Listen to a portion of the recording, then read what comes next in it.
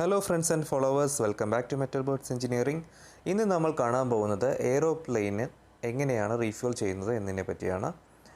So real shots എടുക്കാൻ പറ്റാത്ത കാരണം അനിമേറ്റഡ് വീഡിയോസാണ് ഈ ഒരു വീഡിയോയ്ക്ക് വേണ്ടി യൂസ് ചെയ്തിട്ടുള്ളത്. ഒരു വിമാനം ഗേറ്റിൽ വന്നതിന് ശേഷം എങ്ങനെയാണ് ഒരു വിമാനം റീഫ്യൂൽ ചെയ്യുന്നത്? വിമാനം റീഫ്യൂൽ ചെയ്യുന്ന വെഹിക്കിളിനെ നമ്മൾ റീഫ്യൂലിംഗ് ബൗസർ എന്നാണ് വിളിക്കുന്നത്. ഫ്യൂവലിംഗ് കമ്പനികളുടെ വലിയ ഇന്ധന സംഭരണ ടാങ്കുകളിൽ നിന്ന് വിമാനം പാർക്ക് ചെയ്തിട്ടുള്ള റാമ്പ് വരെ ഫ്യൂവൽ എത്തിക്കുന്നത് അണ്ടർഗ്രൗണ്ടിലൂടെയുള്ള ഫ്യൂവൽ ലൈൻസ് വഴിയാണ്. ഒരു വിമാനം എങ്ങനെയാണ് റീഫ്യൂലിംഗ് ബൗസർ ഉപയോഗിച്ച് റീഫ്യൂൽ ചെയ്യുന്നതെന്ന് ഈ വീഡിയോയിൽ നമുക്ക് പരിചയപ്പെടാം. ഒരു വിമാനം റീഫ്യൂൽ ചെയ്യുന്നത് അതിൻ്റെ എയർക്രാഫ്റ്റ് മെയിൻ്റനൻസ് എഞ്ചിനീയറുടെ നേതൃത്വത്തിലായിരിക്കും. വിമാനം പാർക്ക് ചെയ്തിട്ടുള്ള റാമ്പിൽ കാണപ്പെടുന്ന ഫ്യൂവലിംഗ് പിറ്റ്സ് ഓരോ വിമാനത്തിൻ്റെയും വലിപ്പവും നീളവും വീതിയും അനുസരിച്ച് പ്രത്യേകം ക്രമീകരിച്ചിട്ടുണ്ട്. ഇത്തരം ഫ്യൂവലിംഗ് പിറ്റ്സിലേക്കാണ് റീഫ്യൂവലിംഗ് വെഹിക്കിളിൽ നിന്നുള്ള ഹോസസ് കണക്ട് ചെയ്യുകയും അണ്ടർഗ്രൗണ്ടിലൂടെ വരുന്ന ഫ്യൂവൽ വിമാനത്തിലേക്ക് നമുക്ക് റീഫ്യൂൽ ചെയ്യാനും സാധിക്കുന്നത്. ഒരു വിമാനം റീഫ്യൂൽ ചെയ്യുന്നതിന് മുമ്പായി ഫ്യൂവലിംഗ് എക്യുപ്മെൻറ്റിൽ നിന്ന് ഉള്ള ഒരു ബോണ്ടിംഗ് വയർ ഉപയോഗിച്ച് വിമാനത്തിലേക്ക് കണക്ട് ചെയ്യപ്പെടുന്നു. ഇത് ഇലക്ട്രിക്കൽ പൊട്ടൻഷ്യൽ ഈക്വലൈസ് ചെയ്യാൻ വേണ്ടിയാണ് നമ്മളിങ്ങനെ ചെയ്യുന്നത്. ഒരു വിമാനത്തിലേക്ക് റീഫ്യൂൽ ചെയ്യുമ്പോൾ ഫ്യൂവൽ ഹോസിലൂടെ ഉള്ള മൂവ്മെൻറ്റ് കാരണം ധാരാളം സ്റ്റാറ്റിക് ഇലക്ട്രിസിറ്റി ഉണ്ടാകാനുള്ള ചാൻസസ് കൂടുതലാണ്. അതുകൊണ്ട് തന്നെ ബോണ്ടിംഗ് ആൻഡ് ഗ്രൗണ്ടിങ് വളരെ ഇമ്പോർട്ടൻ്റ് ആണ്. വിമാനം പാർക്ക് ചെയ്തിട്ടുള്ള റാമ്പുകളുടെ സമീപത്തായി കാണപ്പെടുന്ന ഇത്തരം ഫ്യൂവൽ പിറ്റ്സുകൾ പ്രത്യേകം മാർക്ക് ചെയ്യപ്പെട്ടിട്ടുണ്ട്.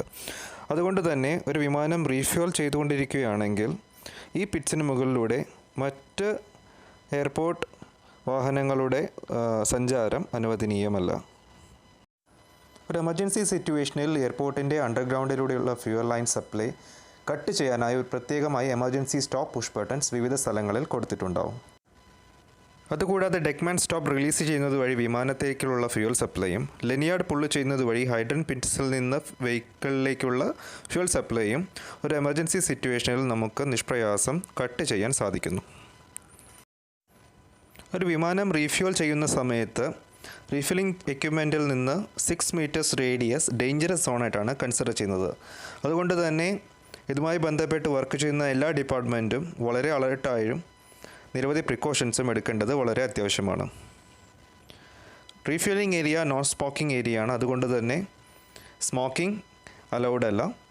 കൂടാതെ റാമ്പിൽ ഉപയോഗിക്കുന്ന മറ്റു വാഹനങ്ങൾക്ക് പാർക്ക് അറസ്റ്റേഴ്സ് നിർബന്ധമാണ്. റീഫ്യൂൽ ചെയ്യുന്ന സമയത്ത് ബോണ്ടിംഗ് കേബിൾസിൻ്റെ ഉപയോഗം വളരെയധികം ശ്രദ്ധിക്കേണ്ടതുണ്ട്. ഒരു എമർജൻസി സിറ്റുവേഷനിൽ ഫ്യൂവൽ വെഹിക്കിൾസിന് വളരെ എളുപ്പത്തിൽ ആ സ്ഥലം വെക്കേറ്റ് ചെയ്യാൻ പാകത്തിനായിരിക്കണം വിമാനത്തിനടുത്ത് പാർക്ക് ചെയ്യേണ്ടത്. Grounding cable in case disconnect ആവുകയാണെങ്കിൽ നമുക്ക് റീഫ്യൂൽ സ്റ്റോപ്പ് ചെയ്യേണ്ടതുണ്ട്. കൂടാതെ വിമാനത്തിൻ്റെ റഡാർ തുടങ്ങിയിട്ടുള്ള ഉപകരണങ്ങളൊന്നും റീഫില്ലിംഗ് ചെയ്യുന്ന സമയത്ത് അലൗഡ് അല്ല. കഴിഞ്ഞ വീഡിയോയിൽ വിമാനത്തിൽ ഉപയോഗിക്കുന്ന ഫ്യൂവൽസിനെ പറ്റി നമ്മൾ സംസാരിച്ചു അല്ലേ. വിമാനത്തിൽ ഉപയോഗിക്കുന്നത് ഏവിയേഷൻ ടർബൈൻ ഫ്യൂവൽ എന്ന് പറയുന്ന ഫ്യൂവലാണ്. അത് നമ്മുടെ കെറോസിൻ മണ്ണെണ്ണയുടെ ഒരു വകഭേദമായിട്ടുള്ള ഒരു ഫ്യൂവലാണ്.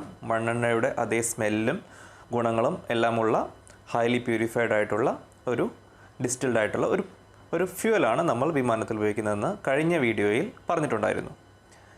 ഇനി പറയാൻ പോകുന്നത് റീഫ്യൂലിംഗ് പ്രൊസീജിയേഴ്സിനെ പറ്റിയിട്ടാണ്. റീഫ്യൂലിംഗ് എങ്ങനെയാണ് ചെയ്യുന്നത്, റീഫ്യൂലിംഗ് ചെയ്യാനുള്ള മാർഗ്ഗങ്ങൾ, മെത്തേഡ്സ് എന്തൊക്കെയാണെന്നുള്ളത് കഴിഞ്ഞ വീഡിയോയിൽ പറഞ്ഞിട്ടുണ്ടായിരുന്നു. അതാരെങ്കിലും കാണാത്തവരുണ്ടെങ്കിൽ തീർച്ചയായും പാർട്ട് 1 വീഡിയോ കണ്ടതിന് ശേഷം മാത്രം പാർട്ട് 2 വീഡിയോ കാണുക. പാർട്ട് 1 വീഡിയോയിൽ നമ്മൾ പറഞ്ഞിട്ടുണ്ടായിരുന്നു പിറ്റ്സിൽ നിന്ന് എങ്ങനെയാണ് റീഫ്യൂൽ ചെയ്യുന്നത്, അതുപോലെ തന്നെ ടാങ്കർ ഉപയോഗിച്ച് എങ്ങനെയാണ് ചെയ്യുന്നത്, അതുപോലെ തന്നെ ഫ്യൂവലിംഗ് ചെയ്യുന്നതിന് മുമ്പായി ഓരോ ഡിപ്പാർച്ചറിന് മുമ്പും എഞ്ചിനീയറിംഗ് ഡിപ്പാർട്ട്മെൻറ്റ് എങ്ങനെയാണ് ഫ്യൂവൽ ചെക്ക് ചെയ്യുന്നത്, സാമ്പിൾ ചെക്ക് ചെയ്യുന്നത്, അതുപോലെ തന്നെ ടാങ്കിൽ നിന്ന് എടുക്കുന്ന ഫ്യൂവൽ മൈക്രോബയോളജിക്കൽ ടെസ്റ്റിംഗ് എന്തിനാണ് ചെയ്യുന്നത്, എങ്ങനെയാണ് ചെയ്യുന്നത് എന്നതിനെ പറ്റിയും കഴിഞ്ഞ വീഡിയോയിൽ പ്രതിപാദിച്ചിട്ടുണ്ടായിരുന്നു. അപ്പോൾ ഇന്നത്തെ വീഡിയോയിൽ റീഫ്യൂലിംഗ് പ്രൊസീജിയേഴ്സ് ആൻഡ് ഫ്യൂലിംഗ് സേഫ്റ്റിയെ പറ്റിയാണ് സംസാരിക്കാൻ പോകുന്നത്. നിങ്ങൾ യാത്ര ചെയ്യുന്ന സമയത്ത് ഒരു പക്ഷേ വിൻഡോ അടുത്താണ് ഇരിക്കുന്നതെങ്കിൽ പുറത്തോട്ട് നോക്കി നിങ്ങൾക്ക് കാണാൻ സാധിക്കും. മിക്കവാറും ഇന്ത്യയിലെ ഒട്ടുമിക്ക എയർലൈൻസും പാസഞ്ചർ ബോർഡ് ചെയ്തുകൊണ്ടിരിക്കുന്ന സമയത്ത് തന്നെയാണ് റീഫ്യൂലിംഗ് ചെയ്യാറുള്ളത്. അപ്പം ഈ റീഫ്യൂലിംഗ് ചെയ്യുമ്പോൾ പാസഞ്ചേഴ്സ് ഓൺ ബോർഡ് ആയിരിക്കുന്ന സമയത്ത് ഫ്യൂലിംഗ് ചെയ്യുന്നത് വളരെയധികം റിസ്ക് ഏറിയ ഒരു ഓപ്പറേഷനാണ്. ഫ്യൂലിംഗ് കംപ്ലീറ്റ് ഓപ്പറേഷൻ സൂപ്പർവൈസ് ചെയ്യുന്നത് എയർക്രാഫ്റ്റ് മെയിൻ്റനൻസ് എഞ്ചിനീയറിംഗ് ഡിപ്പാർട്ട്മെൻറ്റാണ്. അപ്പം ഫ്യൂവൽ ടാങ്കറിൽ നിന്നുള്ള ഫ്യൂവൽ വിമാനത്തിലേക്ക് സപ്ലൈ ചെയ്യുന്നതിന് മുമ്പായിട്ട് നമുക്ക് നിരവധി പ്രിക്കോഷൻസ് എടുക്കാനുണ്ട്. അതെന്തൊക്കെയാണെന്നാണ് ഈ വീഡിയോയിൽ പറയാൻ പോകുന്നത്. പ്രധാനമായും നമുക്ക് വിമാനവും ഫ്യൂവൽ ടാങ്കറും ഗ്രൗണ്ട് ചെയ്യേണ്ടത് വളരെ അത്യാവശ്യമാണ്. ഫ്യൂവലിംഗ് ട്രക്കിൽ നിന്ന് വിമാനത്തിലേക്ക് ഒരു ഗ്രൗണ്ടിംഗ് കേബിൾ, ബോണ്ടിംഗ് കേബിൾ ഉപയോഗിച്ചുകൊണ്ട് ബോണ്ടിംഗ് ചെയ്തതിന് ശേഷമാണ് നമ്മൾ ഫ്യൂലിംഗ് സ്റ്റാർട്ട് ചെയ്യുന്നത്. വിമാനത്തിൻ്റെയും ട്രക്കിൻ്റെയും ടയേഴ്സ് കണ്ടക്റ്റീവ് ടയേഴ്സാണ്. അതുപോലെ തന്നെ ഫ്യൂവൽ ട്രക്കിൻ്റെ ഫ്യൂവൽ നോസിലും വിമാനവും തമ്മിൽ കണക്ട് ചെയ്യുന്ന ഭാഗത്തും നമുക്ക് ബോണ്ടിങ് ചെയ്യേണ്ടത് അത്യാവശ്യമാണ്.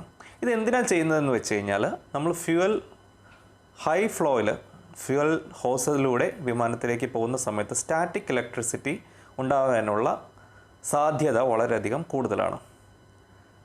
അപ്പോൾ ഫ്യൂവലിൽ സ്റ്റാറ്റിക് ഇലക്ട്രിസിറ്റി മൂലമുണ്ടാകുന്ന സ്പാർക്ക് ഉണ്ടെങ്കിൽ ടോട്ടൽ എയറോപ്ലെയിൻസ് ഒരു എക്സ്പ്ലോഷൻ അതിനുള്ളൊരു ചാൻസ് വളരെയധികം കൂടുതലാണ്. അപ്പം ഈ ബോണ്ടിങ്, ഗ്രൗണ്ടിങ് തുടങ്ങിയ കാര്യങ്ങൾ ചെയ്യേണ്ടത് വളരെ വളരെ വളരെ ഇമ്പോർട്ടൻ്റ് ആയിട്ടുള്ള കാര്യമാണ്. ഫ്യൂവൽ ട്രക്കിൽ നിന്ന്, ഫ്യൂവൽ ഡിസ്പെൻസറിൽ നിന്ന് വിമാനം റീഫ്യൂൽ ചെയ്തുകൊണ്ടിരിക്കുന്ന സമയത്ത് ഫ്യൂവൽ സ്പില്ലേജ് ഉണ്ടാവുകയാണെന്നുണ്ടെങ്കിൽ ഉടനെ തന്നെ നമുക്ക് റീഫ്യൂലിംഗ് സ്റ്റോപ്പ് ചെയ്യേണ്ടത് അത്യാവശ്യമാണ്. അപ്പോൾ പാസഞ്ചേഴ്സ് ബോർഡ് ചെയ്തുകൊണ്ടിരിക്കുന്ന ഒരു സമയമാണെന്നുണ്ടെങ്കിൽ അത് വളരെയധികം റിസ്ക്കി ആയിട്ടുള്ള ഒരു കാര്യമാണ്. അപ്പോൾ പ്രധാനമായിട്ടും നമ്മൾ എന്തൊക്കെയാണ് ചെയ്യുന്നതെന്ന് വെച്ച് കഴിഞ്ഞാൽ, ക്യാപ്റ്റൻസ് ഇല്ല എന്നുണ്ടെങ്കിൽ എഞ്ചിനീയറിംഗ് ഡിപ്പാർട്ട്മെൻറ്റിലെ ഒരാൾ കോക്ക്പിറ്റിൽ ഉണ്ടായിരിക്കും. റീഫ്യൂലിംഗ് ത്രൂ ഔട്ട് പ്രൊസീജിയേഴ്സ് മറ്റൊരാൾ കോക്ക്പിറ്റിൽ ഉണ്ടായിരിക്കണം. നോ സ്മോക്കിംഗ് സൈൻസ് ഓണാക്കി വെക്കാറുണ്ട്. അതുകൊണ്ടാണ് ക്യാബിൻ ക്രൂസ് റിപ്പീറ്റഡ്ലി പാസഞ്ചേഴ്സിനോട് നമ്മൾ പറയാറുള്ളത്, ഒരിക്കലും വിമാനത്തിനകത്ത് സ്മോക്കിംഗ് അലൗഡ് അല്ല, ചെയ്യരുത്, വളരെ ഡേഞ്ചറസ് ആണ് എന്നതിനെ പറ്റിയിട്ട്.